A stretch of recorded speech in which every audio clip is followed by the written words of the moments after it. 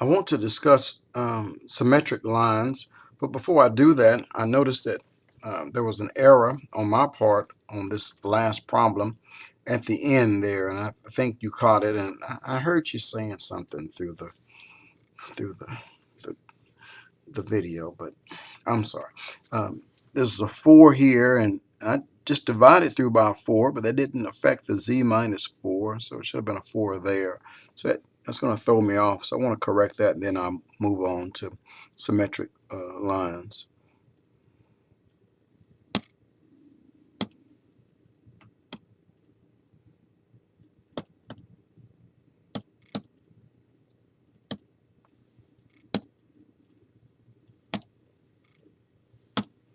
So here this becomes, that was still a 4. So this is 2 minus 4 is minus 8. So minus 16 here. This is minus 18. So it becomes here negative 18. And so on the right side becomes positive 18. So that's what we have for that problem. Now, got that straight. Normal lines, find the set of symmetric equations for the normal line to the surface. Let F represent a surface with V, and it's kind of funny, we use the same notation for V from the previous setup, even though here V does change. It looks the same, but where it's located is a little bit different. So, and let V be a vector in the parallel plane of the gradient of F. Thus, V is parallel to the gradient of V, implies that here we have two vectors that differ by what we call a scalar multiple. And I want to illustrate that. And from there, I believe we can build the these symmetric equations to the normal line.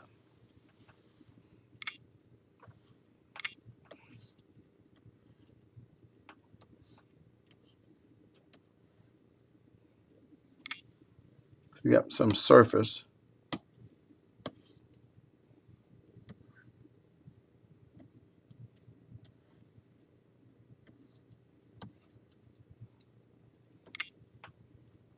And so let's say if we have some vector F,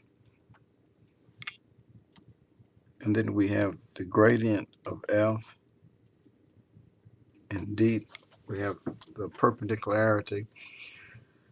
You want to find here a vector that is parallel to the gradient of F. So a vector that's in the parallel plane of the gradient.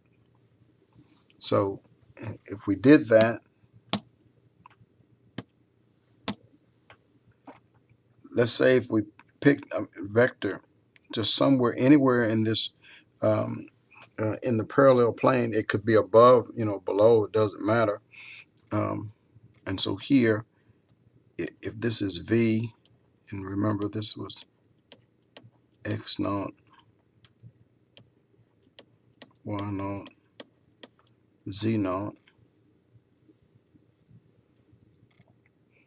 and this distance measure from there to there, and this is actually a point X comma Y comma Z, some arbitrary point there in the plane,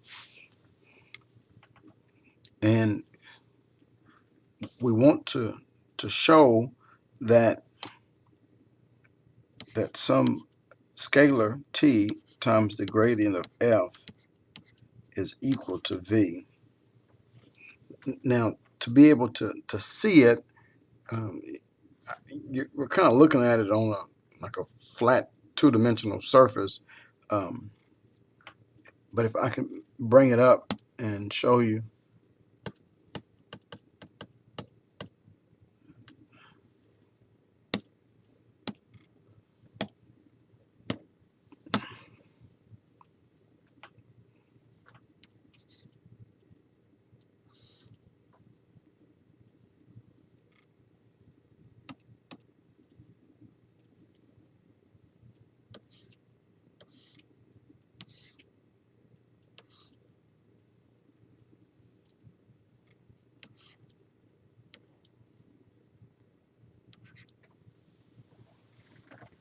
So here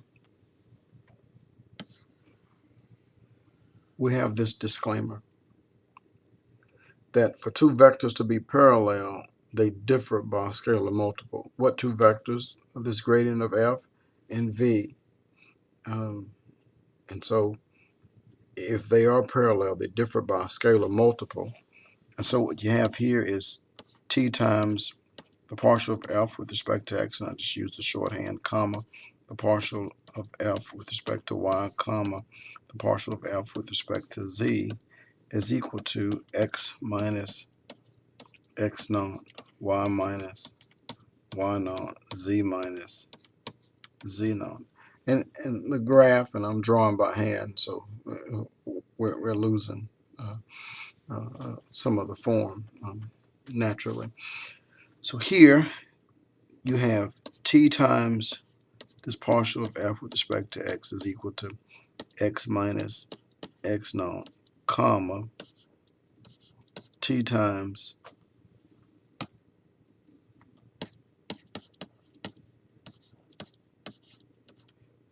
f sub y is equal to y minus y naught, and then t times f sub z is equal to z minus z naught. And you notice here that if we divide through by these partial derivatives, you have t is equal to x minus x naught all over f sub x, comma, t is equal to y minus y naught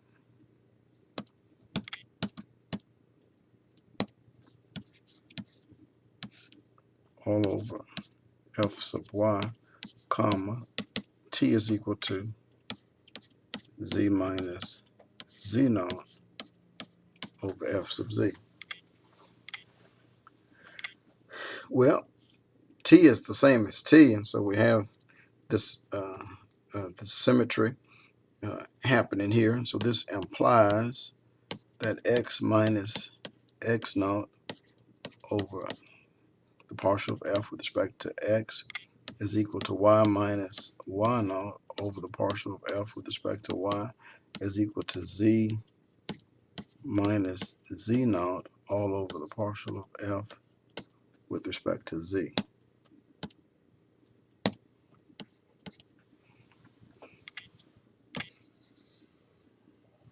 We call these the set of symmetric lines to the normal. Right?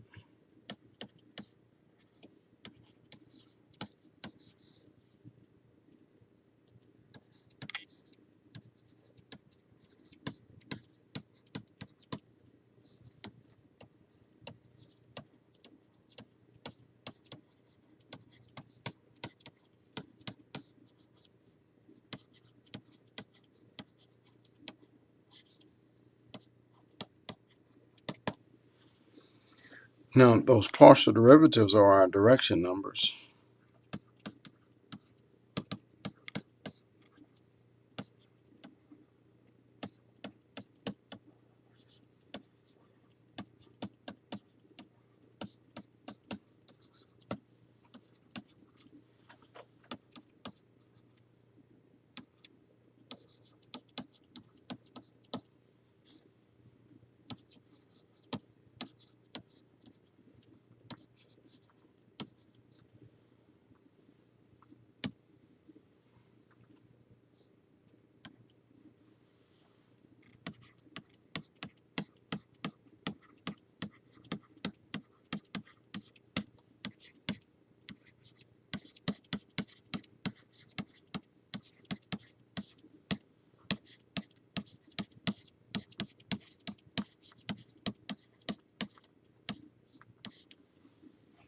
Well, let's look at a couple of problems. So we need to find capital F, which is x squared minus y squared minus z. Find the partial derivative of f with respect to x. That's 2x. If you plug in 3, you get 6. The partial of f with respect to y is negative 2y. Plug in y to equal 2, we get negative 2 times here this 2, so that gives us -4. Then the partial of f with respect to z is -1, and it's always -1. So if that be the case, we can find the equation of the tangent plane.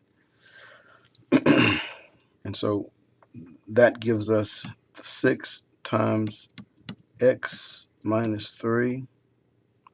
This is -4 times y minus 2.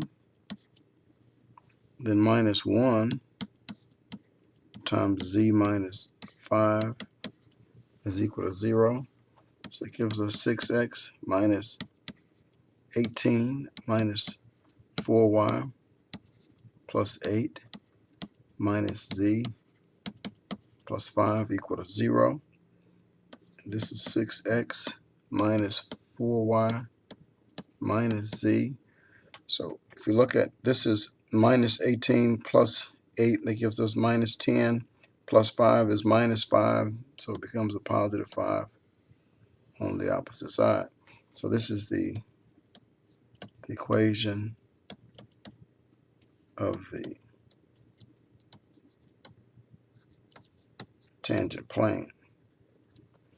Now the symmetric equations are easy to get. Just take the x minus 3 divided by 6 equal to y minus 2 divided by -4 is equal to z minus 5 divided by -1. So n x minus 3 over its direction number 6 is equal to y minus 2 over its direction number -4.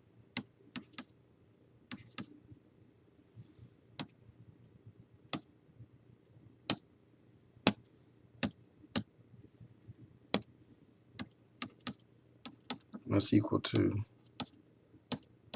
z minus 5 over -1.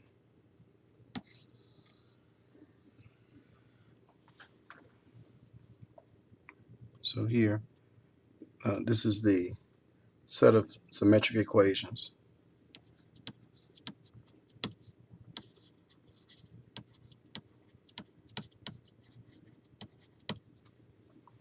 Right, to the normal.